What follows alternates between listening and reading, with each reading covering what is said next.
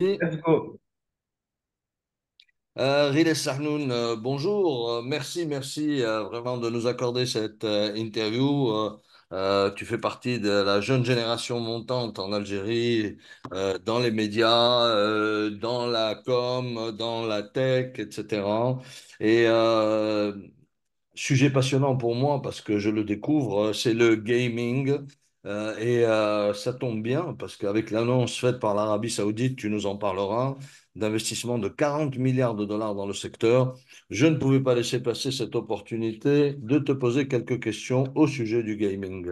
Alors, en tant que passionné de jeux vidéo, comment tu perçois l'impact sociologique euh, des jeux vidéo en Algérie? Quelle est la taille du marché? Quel changement as-tu observé dans la manière dont différentes générations interagissent avec les jeux vidéo? Alors, bonjour Slim, j'espère que tu vas bien. C'est génial en fait d'être dans ton blog et de te parler de ma passion, une de mes premières passions qui est le jeu vidéo, mis à part mon métier qui est dans la communication, mais vraiment c'est un sujet qui me passionne, les jeux vidéo. Donc du coup, en fait, pour parler un peu, j'aimerais vraiment remercier une personne, c'est mon père d'abord.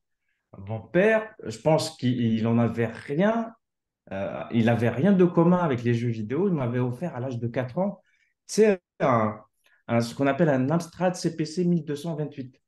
Et lui, je pense qu'il n'y connaissait rien. Il croyait que c'était juste enfin, un ordinateur. Comme ça, je vais toucher un ordinateur, je vais essayer de programmer. C'est vrai que je touchais un peu la programmation, mais surtout, en fait, ce qui m'a marqué le plus, c'est de lancer un jeu vidéo avec un joystick et tout. C'était même avant les consoles et tout. Et c'est rentré par là, en fait, cette passion pour les jeux vidéo. Je pense que le jeu vidéo a eu un impact dans ma vie, enfin, par rapport à mes passions, par rapport à, à la culture qu'on peut avoir vis-à-vis de certains pays. On découvre d'autres cultures. Et ce qui est génial, c'est que ça a eu, comme tu le constates, un impact au jour d'aujourd'hui. Enfin, plutôt, on avait réalisé en 2012, je crois, oui, 2012 pour le compte d'un grand telco, une étude.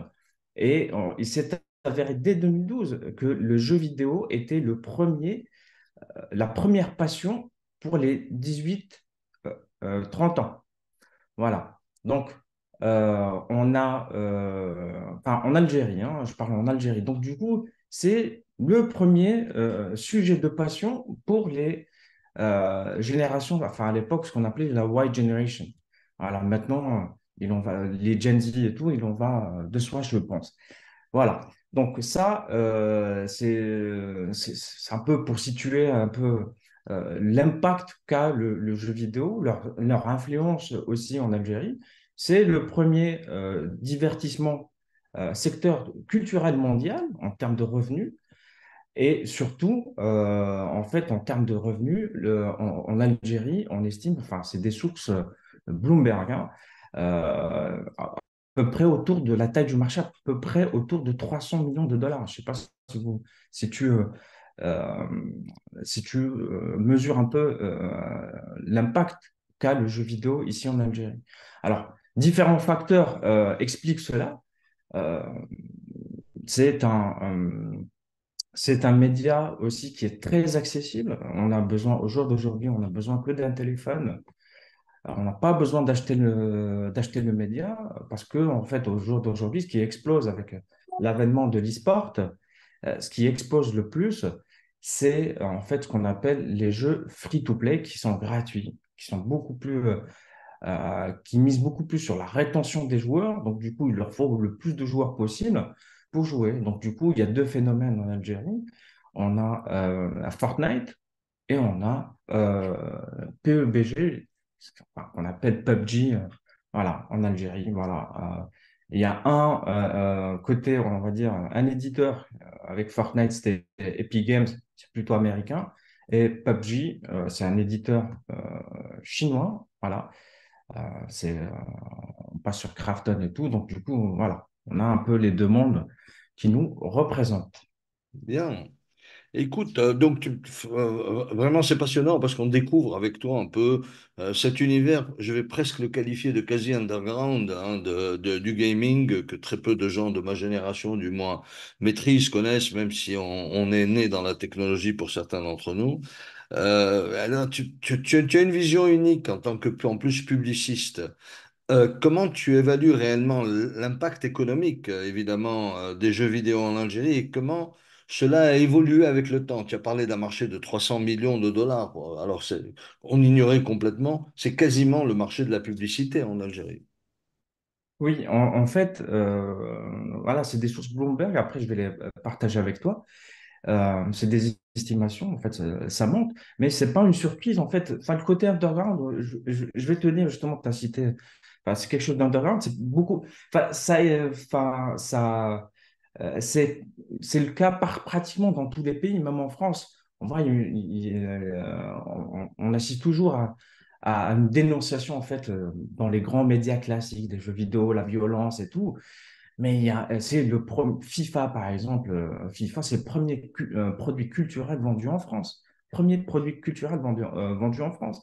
Donc, ça reste underground pour certaines générations, mais comme le disent un peu les experts, au jour d'aujourd'hui, il est inéluctable que les jeux vidéo ont une place majeure dans le développement en fait, des sociétés.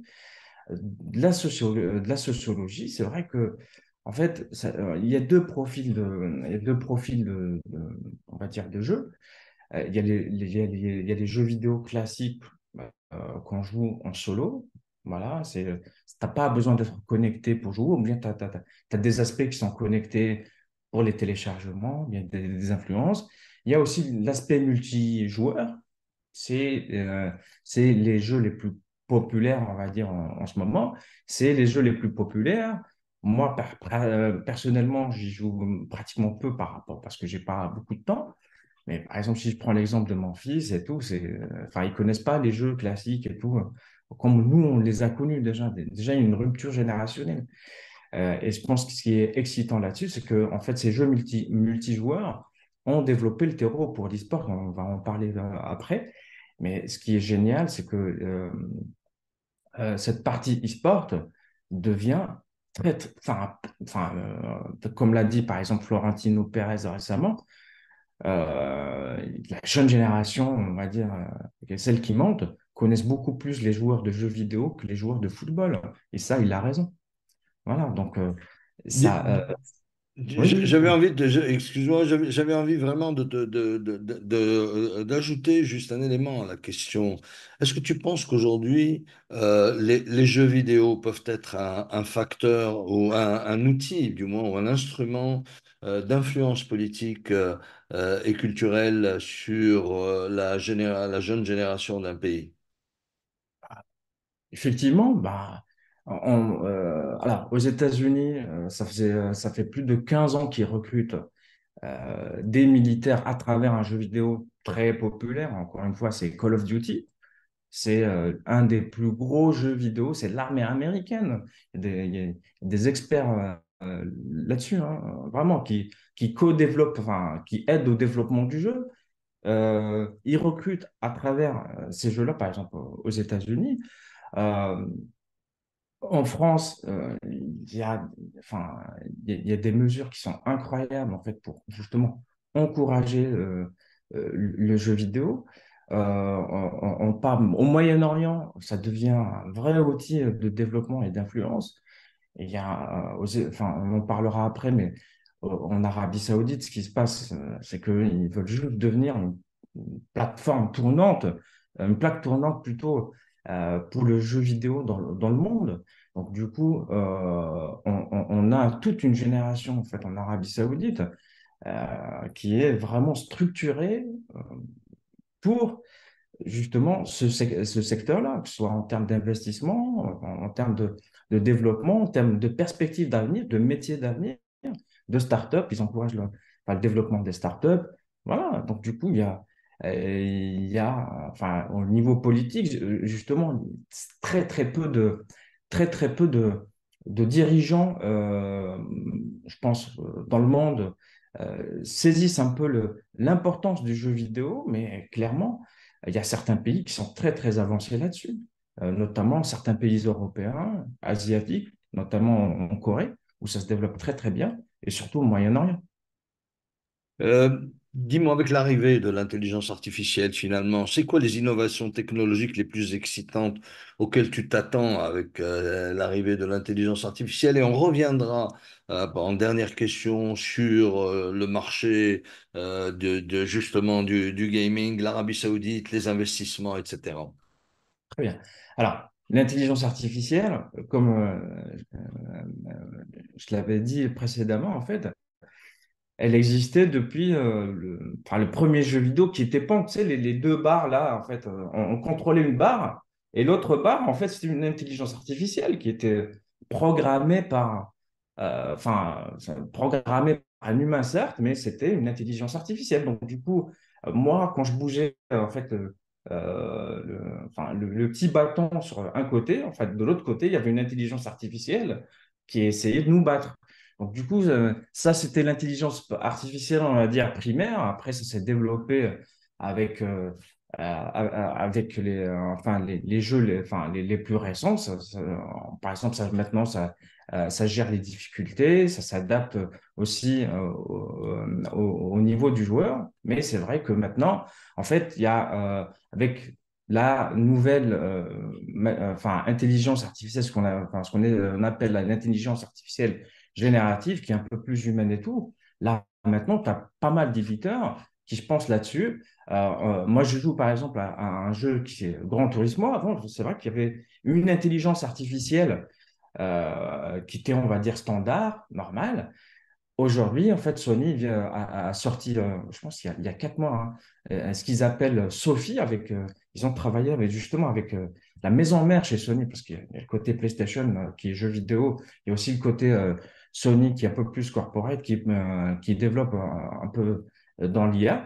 Et en fait, on voit tout de suite la différence. C'est que maintenant, en fait, le comportement justement de cette intelligence artificielle, il est beaucoup plus humain. Il y a des émotions dedans. On voit exactement ces émotions. Si on est un peu plus agressif face à elle, face à un concurrent, par exemple, sur le Gran Turismo, on a une vingtaine, ça devient beaucoup plus agressif. Si on est beaucoup plus fair play, ça reste fair play, ça bloque, c'est un comportement beaucoup plus humain. Tu as vraiment l'impression de conduire face à des humains.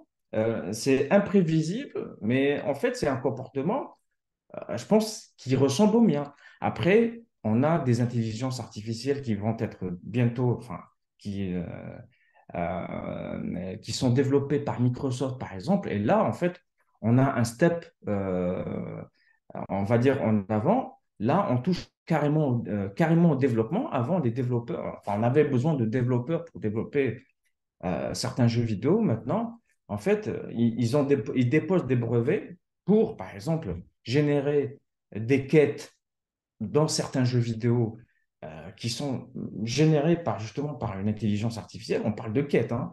On parle d'un travail qui était fait par techniquement des développeurs, des traductions.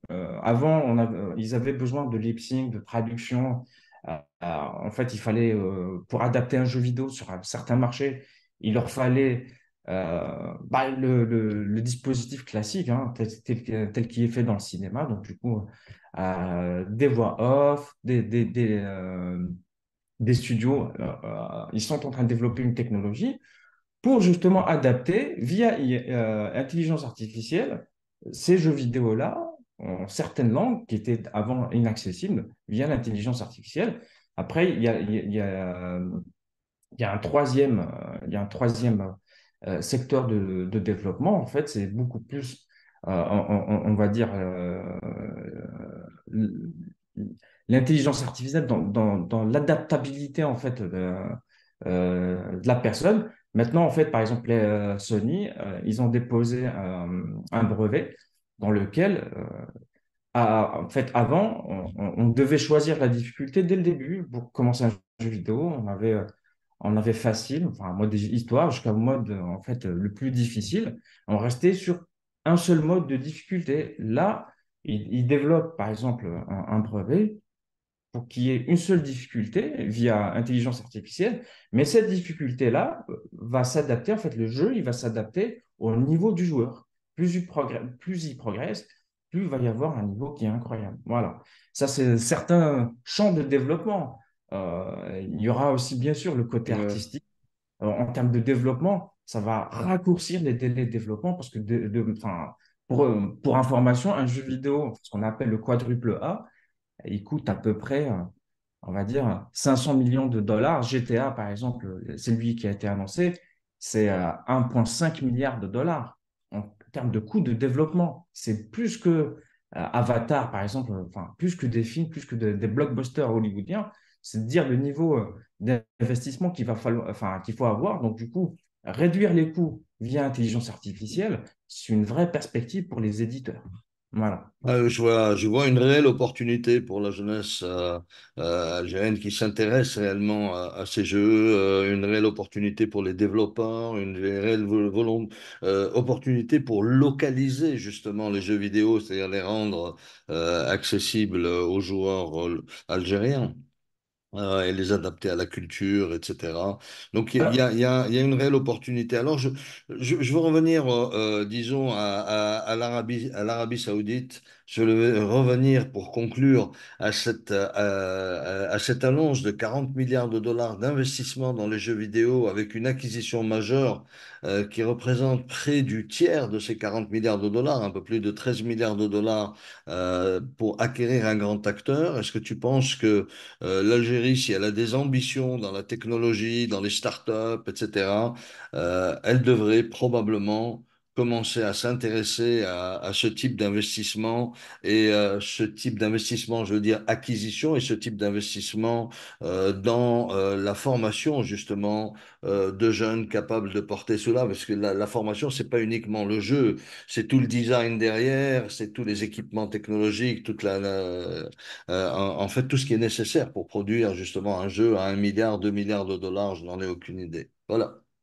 Alors, juste pour revenir à l'Arabie Saoudite, c'est très simple. Pour avoir euh, ce niveau d'investissement-là, il faut avoir une vraie vision. Or, en termes de vision, ils ont un dirigeant qui s'avère enfin, qui est né la même année que moi, pratiquement, enfin, en 1985. On a quelques mois de différence, sauf que on a tous les deux joué aux jeux vidéo. Je pense qu'on quand on était petit, on a grandi avec ça, on a grandi avec cette culture. Et lui, en fait, c'est juste la matérialisation de sa passion. Il sait très très bien, il est au courant de ce qui se passe dans le monde, il est au courant de l'influence du jeu vidéo dans le monde. Donc du coup, en fait, euh, techniquement, c'est très malin parce que par rapport à ses voisins, certes, les Émirats, ils ont de beaux investisseurs à leur niveau, mais, mais c'est pratiquement vierge au Moyen-Orient. Donc, du coup, lui, il va s'accaparer en fait de cette manne-là, en fait, cette attractivité-là que représente le jeu vidéo. Donc, du coup, il a fait enfin, ils sont en train de faire des acquisitions qui sont enfin, incroyables. 5% de Nintendo, enfin, à peu près, ils ont pris 3 milliards de dollars. Nintendo, voilà, enfin, les licences qui sont incroyables, Mario et consort. Euh, Electronic Arts, c'est l'éditeur d'EA FC, avant c'était FIFA. C'est le jeu vidéo le plus populaire dans le monde. On a Take-Two, c'est les éditeurs de GTA. GTA, c'est le phénomène mondial. On a vu enfin, un trailer de GTA 6, il a dépassé les 100 millions de vues en un peu plus de 24 heures. C'est juste phénoménal. L'Arabie Saoudite, enfin, on parle de GTA, le jeu des plus gros vices qu'on peut avoir, en fait, de l'autocritique des États-Unis. Enfin, l'Arabie Saoudite est actionnaire de Take-Two. C'est incroyable. Donc, du coup, voilà. Et après, ils ont acheté ESL. C'est une structure qui organisait des tournois dans à peu près tout le monde. C'est des gros tournois, hein. Voilà. Donc, du coup, ESL, c'est comme si tu achetais un peu, allez, on va dire, un peu l'UFA, même si c'est pas, enfin, un peu, l'UFA, c'est institutionnel, mais c'est une très, très grosse organisation Ils ont acheté ESL avec enfin, avec un chèque de 1,5 milliard de dollars. C'est juste pour vous montrer un peu l'étendue des investissements. Mhm. Il va y avoir une ville qui sera consacrée au développement des jeux vidéo. Il y a des banques, enfin, ils ont ce qu'on appelle en fait le Savvy Group. Enfin, tu sais, je sais pas, pour les amateurs de foot, vous allez voir le plus grand club de foot en Arabie Saoudite qui est Al Hilal. C'est le sponsor principal. Savvy Group, personne ne le sait, mais c'est géré justement par un ancien d'Activision et c'est le plus gros fonds d'investissement dans le jeu vidéo. Donc, du coup, pour Euh, revenir en Algérie, il faut mhm. d'abord avoir une vision euh, Mais politique réelle pour le développement par exemple, de l'e-sport. Moi, je cite par exemple l'exemple de la France. J'ai de très bons amis là-bas qui réussissent très, très bien dans le secteur. En France, il y a deux choses qui sont très, très importantes dans le développement justement de l'e-sport. On parle du côté compétition, même pas des jeux vidéo, parce que le développement, c'est une autre paire de manches. Mais voilà, un, il faut avoir des banques qui investissent dans le secteur avec une vraie stratégie derrière. Par exemple, en France, le CIC, euh, ils ont un fonds dédié aux investissements dans le secteur de l'e-sport, même pas dans le jeu vidéo. Et deux, pour l'organisation des événements, il y a les collectivités locales qui subventionnent ces événements-là. Voilà, et cette année, je pense qu'en 2024, ils ont fait baisser la TVA, qui était, je pense, de 21%, ils l'ont baissé à 5%, bien, ils ont carrément supprimé la TVA sur les billets d'entrée des événements, de ces événements-là. Donc, c'est pour dire. Alors, pour revenir justement en Algérie, qu'est-ce qu'il faut techniquement? C'est pas les énergies créatives qui manquent. Les énergies créatives, il y en a. Il y en a. Et personnellement, on a tenté justement d'approcher un grand éditeur, on va citer, c'était Ubisoft, qui était au Maroc. Et, euh, et d'ailleurs, ils ont fermé. Le grand défi qui fait face au Maghreb, c'est quoi? C'est la rétention en fait, des talents. C'est qu'en en fait, ils nous ont clairement expliqué qu'au Maroc, par exemple, euh, comme c'est des profils, enfin, développeurs de jeux vidéo, c'est des profils qui sont très, très recherchés dans le monde. Donc, du coup, ils forment les gens, ils, ils les forment très, très bien d'ailleurs, et au bout d'un an, 2 ans, ils vont ailleurs. Ils n'arrivaient pas à retenir leur talent.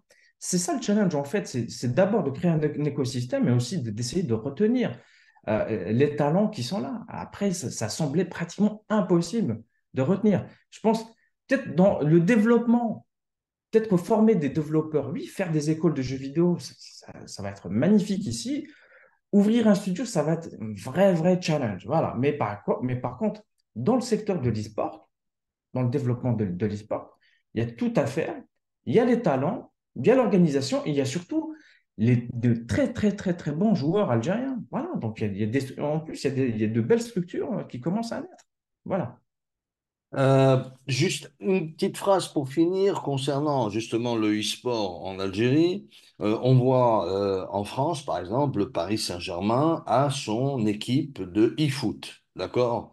Et Mhm. c'est des joueurs qui sont extrêmement bien payés, c'est très talentueux, comme tu les as décrits, des jeunes extrêmement passionnés. Est-ce que nous avons ce phénomène-là en Algérie aujourd'hui? Est-ce que les équipes algériennes, où ils commencent, est-ce qu'il y a un championnat de e-sport en Algérie ou pas encore?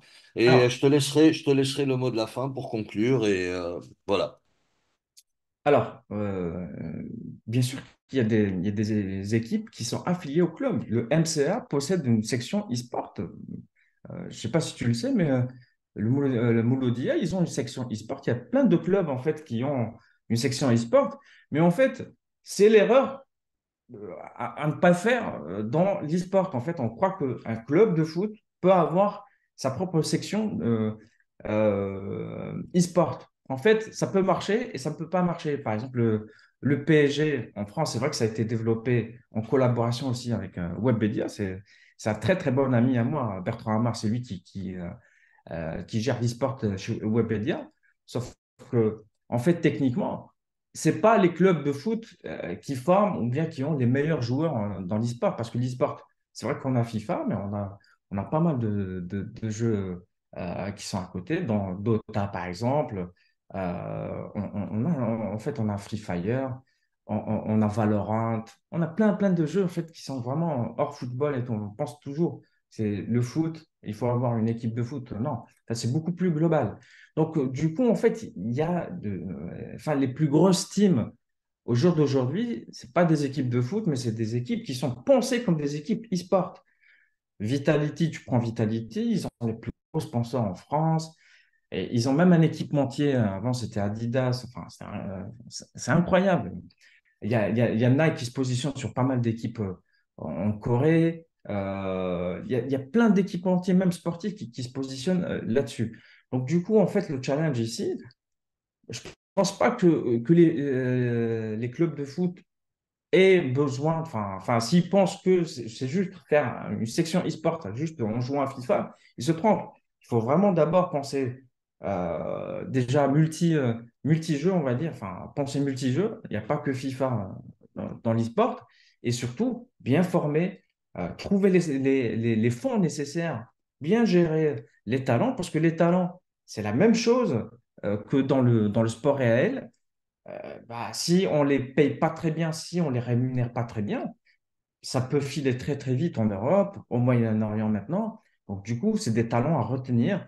Et comme je l'ai dit, il y a un vrai écosystème. Il faut penser à bien monétiser cet écosystème-là. Voilà. Donc pour le mot de la Merci. fin, Oui, vas-y. pour le mot de la fin, euh, je suis très fier de, enfin, ce qu'on appelle nous, en fait, d'être passionné par ce secteur un peu underground, mais d'avoir éclairé un peu ton audience sur ce domaine-là qui est hyper passionnant. Et comme je le dis, en fait, moi, personnellement, ça m'a servi beaucoup plus pour l'aspect culturel et créatif. Il y en a d'autres qui préfèrent l'aspect, on va dire, compétitif. Mais techniquement, vraiment, moi je lance un appel aux autorités surtout. Il y a de vrais talents, enfin, il y a de vrais talents créatifs en Algérie. Il faut saisir ces opportunités-là pour créer un vrai écosystème, surtout sur l'e-sport et la formation des développeurs de jeux vidéo en Algérie.